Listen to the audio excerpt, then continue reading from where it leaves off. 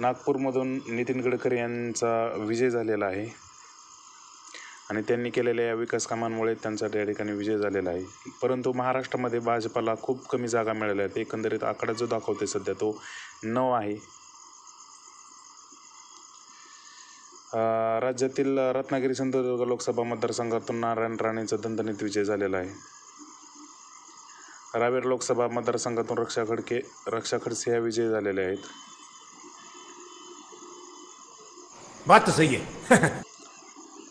रत्नागिरी सिंधुदुर्गमधून शिवसेनेचे उमेदवार विनायक राऊत यांचा पराभव झालेला आहे. भाजपाचे उमेदवार त्यांचा एक पराभव झालेला आहे.